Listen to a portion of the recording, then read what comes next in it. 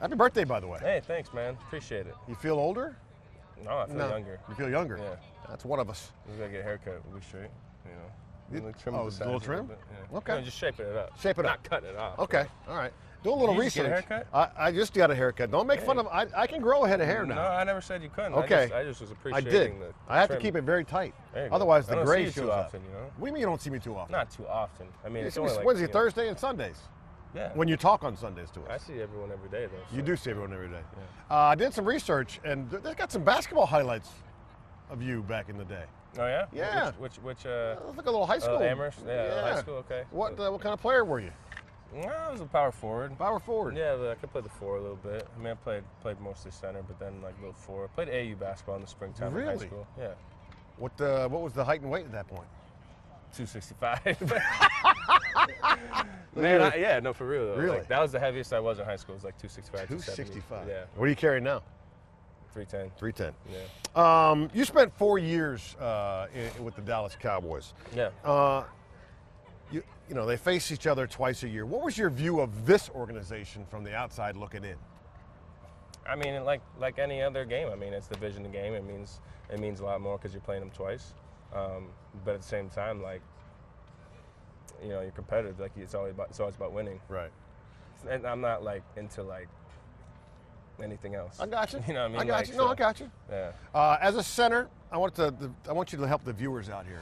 Yeah. What we see at the line of scrimmage is you get to the ball, and then all of a sudden I see looking up, and there's pointing going on. Yeah. What is going on there? What are you identifying without giving away strategy? What are you saying? Yeah, there's certain points and declarations that we have for our system of our offense, and a lot of them go off of my point. You know, maybe it's run game, pass pro, right? Play action pass. Could be a dummy point. You never know. Oh, really? So yeah, like and that's the base of our scheme, and like kind of set the table for the whole play in that sense. I like the dummy. So you like there are times where you're yelling out something that doesn't mean squat. Yeah. But they might think it means squat. Yeah. I like that. You got to play the game a little bit. You do have to play the game a little bit. Yeah. Maybe that's why I saw you with a picture of you at the Pentagon. Yeah. I mean, there's a little subversive stuff going on there. Hey, we were just having fun. Were you? Yeah. What were you doing there? What do you mean? What was there some stuff going on? I mean, I saw you at the Pentagon. Yeah. What else? I mean, I don't know if you got a clearance for that or not. No, yeah, we all as a team. Okay. We had like a little team event. What did you do? It was super cool. Yeah. We got to see like the little memorial that they had there. Yeah. Got to meet a great numerous amount of people that were like the workers there. Got to sign autographs and everything. Oh, sweet. But also like what it meant to us, and like how much their sacrifices and how much they defend their country, but also to have those interactions, those conversations that are just like. What is it like here? Because you got like, in a sense of like, this is a privilege to play the game. Sure. And it's they always say it's a kid's game, and it really is. Obviously, like there's different heights of it for sure. Right. This is at the professional level, but at the same time, like, of how blessed and the grateful opportunity we have here and our freedom we have here, that goes a long way. And anytime you get a chance to, talk to the military or veterans, down the street or whatever it is, like, you always give them your best respects because nothing's possible through that history.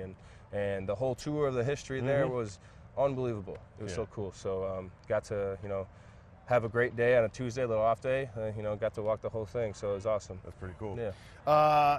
You had Dak Prescott and a couple of different quarterbacks to play for in Dallas. You come here, you got a rookie quarterback. There might be some preconceived notions about a rookie. At what point did you realize, all right, this dude's different? When did you realize that? Yeah, I think right from the beginning, honestly. Like, just his work ethic. He's a guy that came in every single day, at 5:15, 5:30, and he was in the building, and just that work ethic and that understanding a level of how much you want it and how much you want to get to where you need to get to, especially as a rookie. That work ethic right away, like you saw of how dedicated he is and just his personality. And then obviously like through camp, like, Marcus had some reps here, Jaden had some reps here and everything. And then I think once you saw like right in the preseason games, or joint practices right before the preseason games too.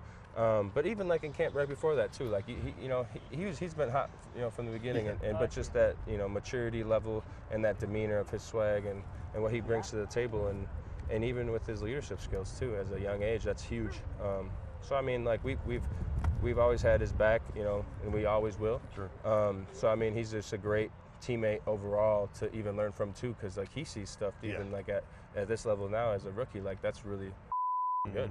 So we'll beep that out. Don't worry about that. But like at the same time, like from the get-go, I think obviously I can't really tell you it maybe a day or two. Sure.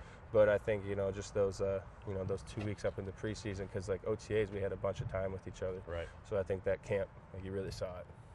Wisconsin, 2018. You say, you know what? I might want to check out the league. Yeah. Right. And they come back and say, go back to school. Now it's a dream to play in the league. How do you take that information? Was that like, all right, cool, or is that like, really? How did you take it? No, I didn't take it. I didn't take that as they said to go back to school. Okay. I think it was just a personal choice of what I wanted to accomplish and what I needed to do. I also had 2 hip surgeries. Oh yeah. That off season, so like I had some stuff to clean up, overall like health wise and stuff like that. But like at the same time, I competed for a Big Ten championship, and like obviously the biggest like goal is like the Natty.